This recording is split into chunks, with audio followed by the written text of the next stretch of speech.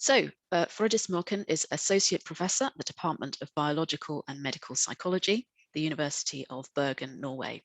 She has a background in general linguistics and speech and language therapy. Her research focuses primarily on difficulties with language and literacy. So a very short intro to Professor Morken, and I will hand over to you. Thank you. Thank you. I will try to share my screen. Let's see.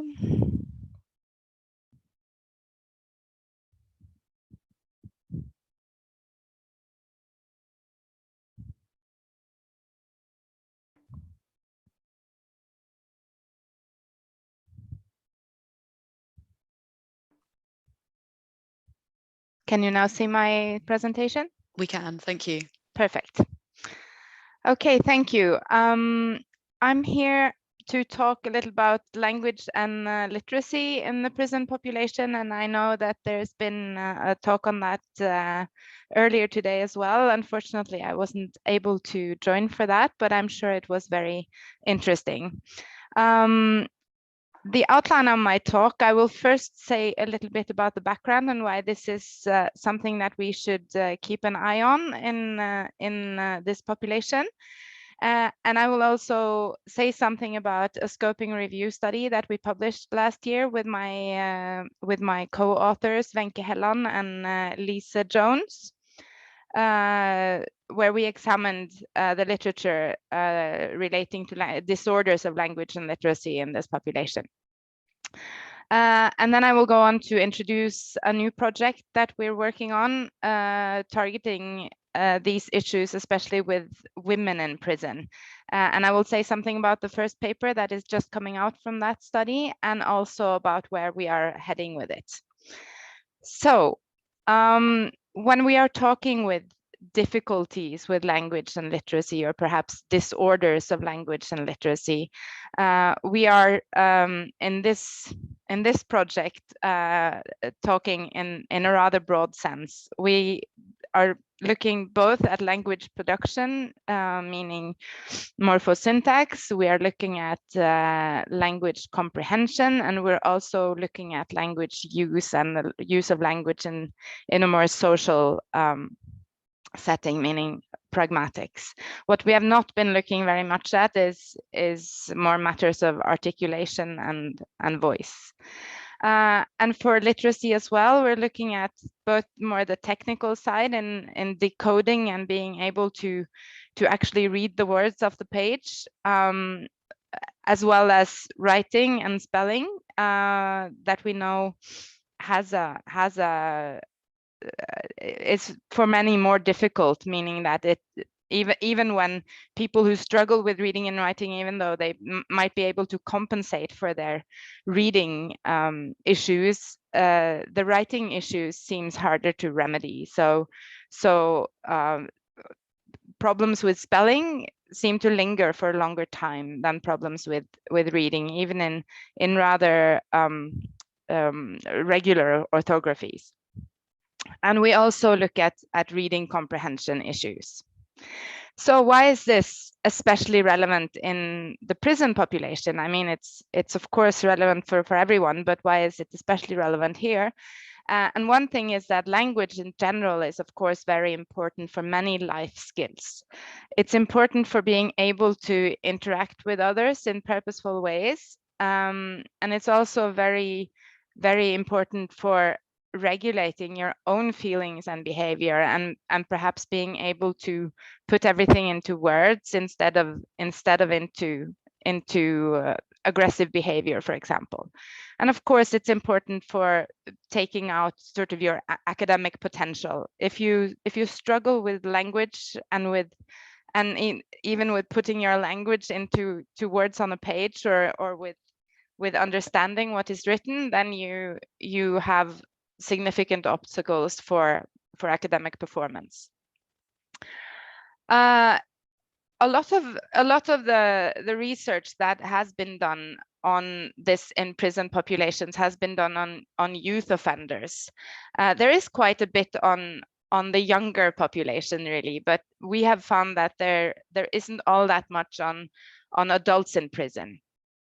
But there are several studies that have shown that young offenders have a high risk of unrecognized oral impairments. I think it's quite common for the general population too, that there are unrecognized oral language impairment, perhaps because DLD or developmental language disorder isn't all that well known in the general population, or for that matter, for many professionals. So a lot of the time it will sort of go under the radar and might be even diagnosed as something else, perhaps ADHD or affective disorder or something like that.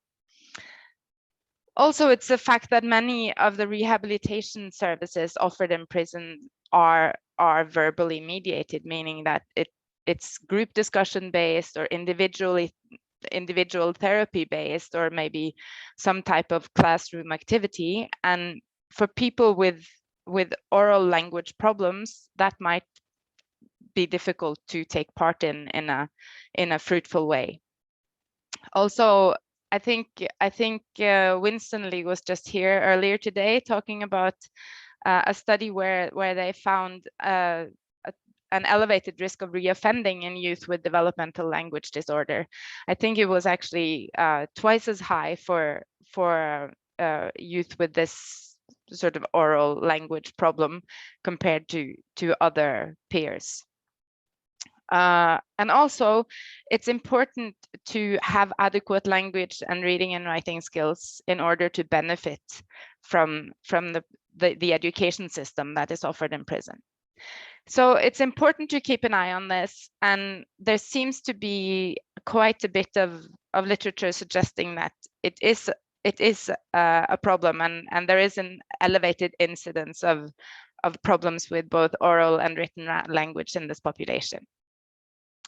So first, I would like to say something about this scoping review study that we published last year. It was published in the journal Education Sciences, and as I said, it was with my co-authors Lisa Øren-Jones and Wenche Andersen Helland.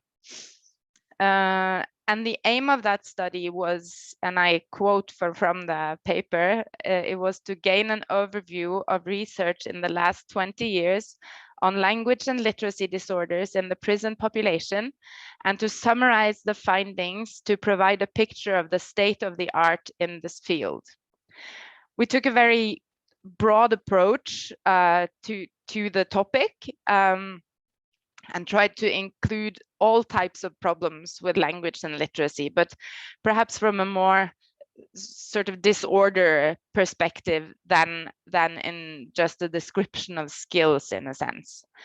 And we also tried to include all relevant studies. And because of that, we chose the scoping review framework. And that means that there is no sort of rigorous quality assessment in the same sense as there would be with a systematic review, for example, where you sort of throw out studies because of methodological problems, for example. But in a scoping review, you sort of try to collect everything you can find and summarize that. So we tried to include both peer-reviewed and what you call gray literature. That means literature that isn't necessarily peer-reviewed, meaning, say, reports and PhD theses and whatever we could sort of come along. And we did that through accessing a few websites that we were able to identify, and also through going through the literature lists of the peer-reviewed articles that we identified through a more normal database search. And we also did a Google search to identify relevant studies. All in all, we found 18 different studies and reports in the time period that we set from 2020 to 2000 to 2020. And most of those studies were from before 2010, actually. We were, of course, able to identify studies both from the Nordic region, meaning studies that were written in Danish, Norwegian, or Swedish, and English literature, or English language literature, that is. And most of the studies that we located were from the Nordic region and from the UK. The numbers from the Nordic region may, of course, be a little bit inflated, given that we were able to also include native language publications on that. And that meant that we also could include a few reports, for example. When we looked at gender in these reports, we found that 9 studies were on males only, 5 included both men and women, and 4 did not at all report what gender they were, so we don't know.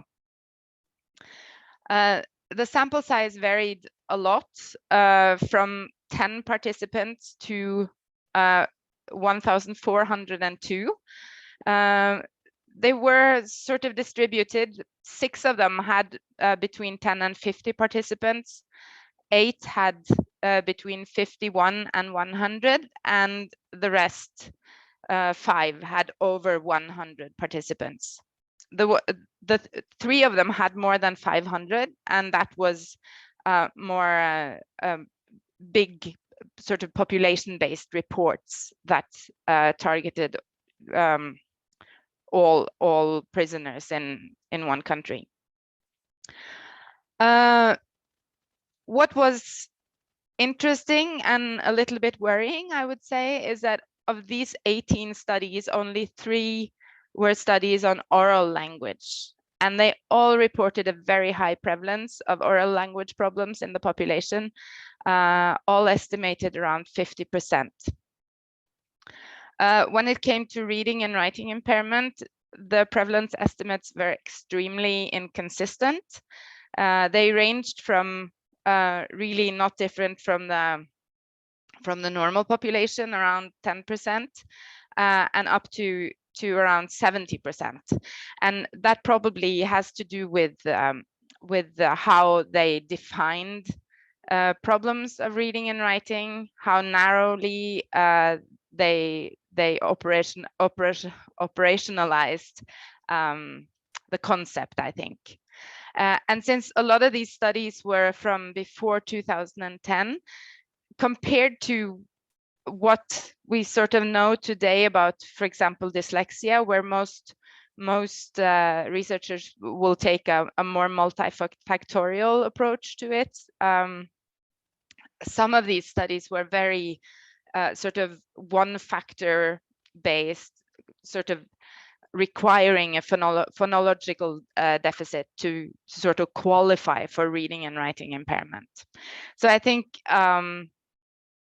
this inconsistent prevalence estimate here is something that should perhaps be addressed in the design of future studies. We also found that most of these studies only addressed the behavioral level, meaning that they looked at sort of skills. They looked at how the participants read or write or how they speak. And they didn't really look at neurocognitive correlates. There were a few that did, but most did not.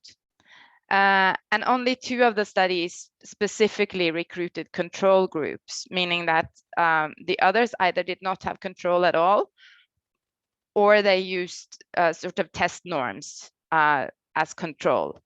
But 2 studies recruited specific control groups, and they tried to control for some confounding factors, like, for example, reading experience and educational level.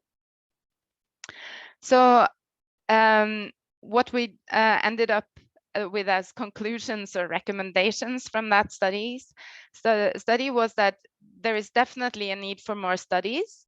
Especially there's a huge need for studies on oral language impairments or difficulties in this adult prison population.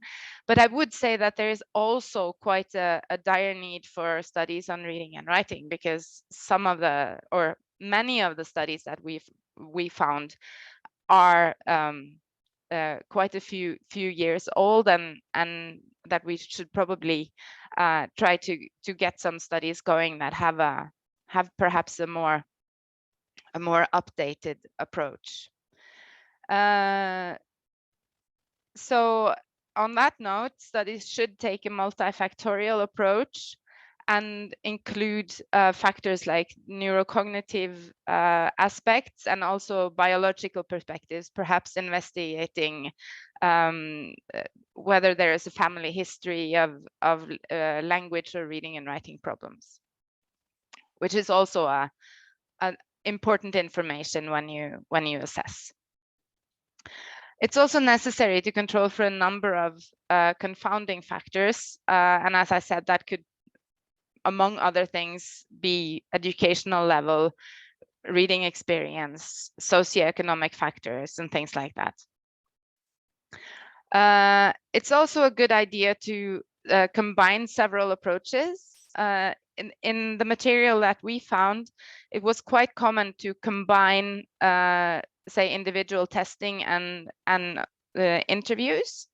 So that's one approach, but you should sort of try to get a broader perspective by adding different angles to look at this. And also intervention studies would be very interesting to see. I think that it would be interesting to assess whether giving qualified help when people enter the prison system and try to help them sort of work around these issues, try to identify their problems and give them some strategies to handle them. It would be interesting to see if that could be fruitful. Okay, I will go on to talk a little bit about this new project that we have started. This relates specifically to women in prison, and why is that a good idea? Well, for one, it's a very, compared to the men, it's a very small group in prison. And that perhaps has led to it being a very under-researched group. They're easily either excluded or just mixed in with the men. Still, we know that they do have some needs that might be different from the men's, but the conditions they are offered are often adjusted to the men. And also we see that they are generally less prioritized because they have such, the numbers are so low, right? And in this project, we wanted then to look specifically at language and literacy, and also barriers to taking part in educational offers. And we want to look at this through a mixed methods design using quite extensive questionnaires. We're targeting different aspects, both language, sleep, mental health, self-efficacy, yeah, and sort of a rather broad test battery there. We also do individual testing, especially for language, and we do focus groups. Unfortunately, so far we have 59%. This is a well, should first say that this is a collaboration between the University of Bergen and the Free University in Brussels in Belgium. And unfortunately, the study started in February and March of 2020. So with the individual testing, we didn't get very far, to be honest. But we want to start that up again in the coming fall. So far, we have done a few individual testings, but we have questionnaires from 59 women in Norway and 40 in Belgium. And also in Belgium, they have been able to do a few focus groups. But hopefully the study will sort of get on wheels again when we come to the other side of this summer. And based on these questionnaires, we have the first study that should be out probably next week in the Journal of Correctional Education. And that study has focused on oral language problems in the Norwegian part of the project in the female prisoners. And the aim of that study was to investigate self-reported oral language problems in general, and in particular, self-reported pragmatic problems.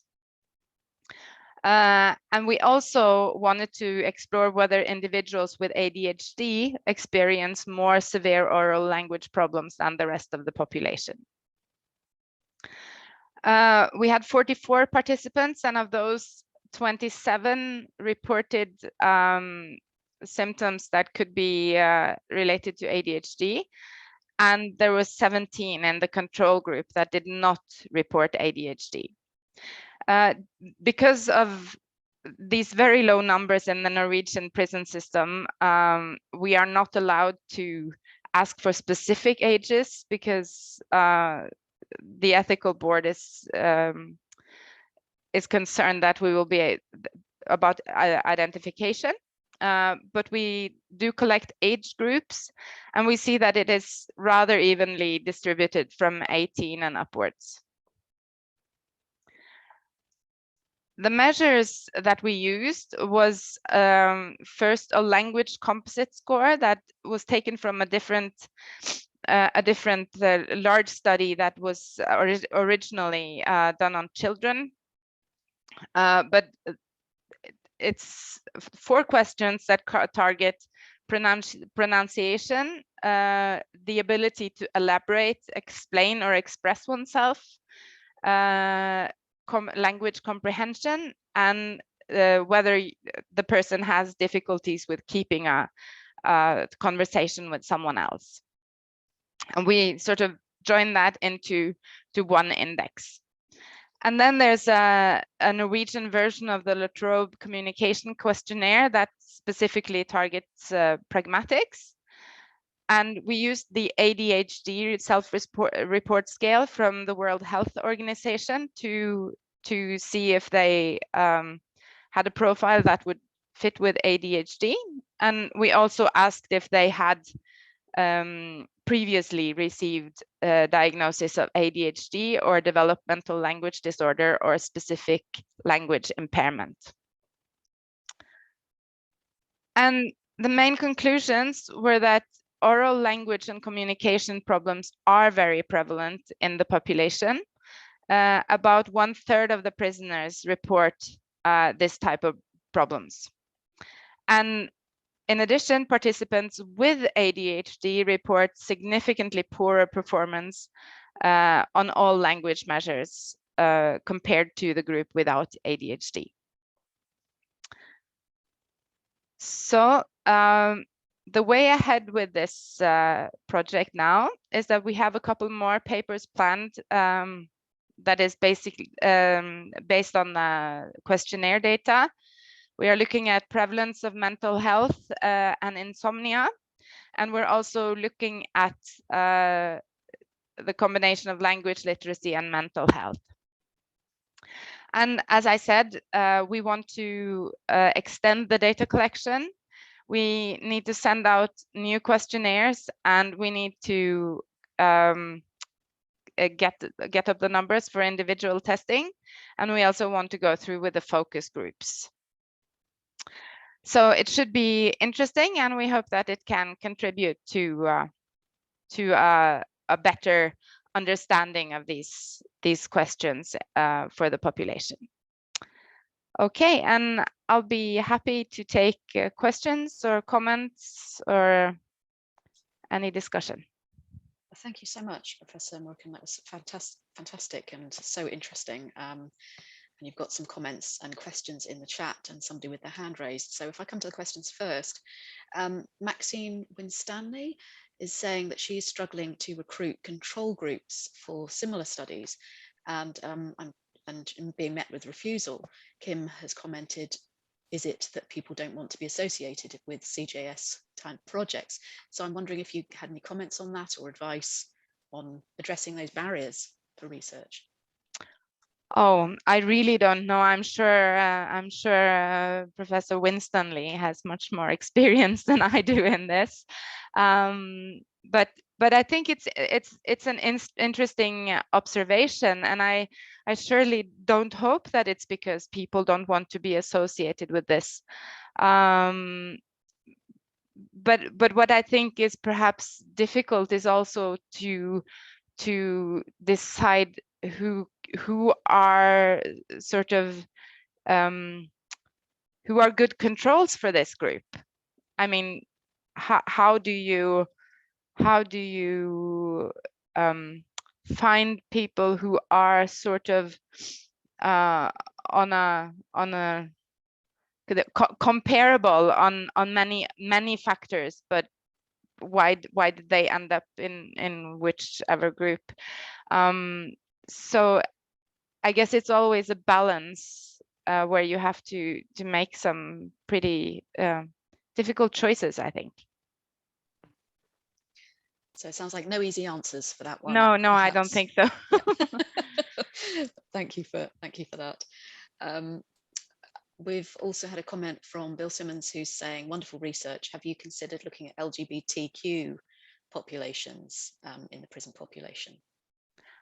I haven't thought about that, but that's interesting. I think that's definitely a thing, and I know it's, and I mean, being a speech language pathologist, there's always the issue with for example, trans people and voice, which is a big thing that is sort of on the rise here, at least where we see that the numbers that are being sent for services is huge compared to just a few years back. So, and that's interesting. So a potential area for research. Yeah, definitely. In an even more marginalized community. Yep. Yet again. So yes, thank you. So Kim is also asking, let me see if I can skim the question. How, for the self-reporting parts, how did you ask the questions? Because some previous research found that females knew the rules to pragmatic language, but couldn't always use that knowledge, which led to communication breakdown. I wonder if you can comment on that. We did a few different things. We had a few very sort of simple questions saying, do you experience problems with expressing yourself, or sort of do you experience problems with the pronunciation? And we also had this La Trobe questionnaire looking into the pragmatics, which is more I don't really have the questions in sort of off the top of my head, but it sort of targets more specifically the pragmatic side of language then. But that has quite a lot of questions relating to different sides of social language. Thank you very much. I hope that's helpful for you, Kim. It's a little bit too technical for me to even try to summarize some of this, but I'm doing my best. And she's saying thank you. She knows La Trobe, so that sounds good. Great. I know we had somebody with a hand up, but I think that's now gone down. So I'm thinking perhaps the person has changed their mind or dropped out. So I don't know if there are any other questions or if we are happy to move on. It looks like we may be towards the end of your questions, Professor Morken. So thank you. I thought that raised so many fascinating issues, the gender issues in research and the small population groups and the difficulties there. So that was really very interesting. Thank you so much for your time.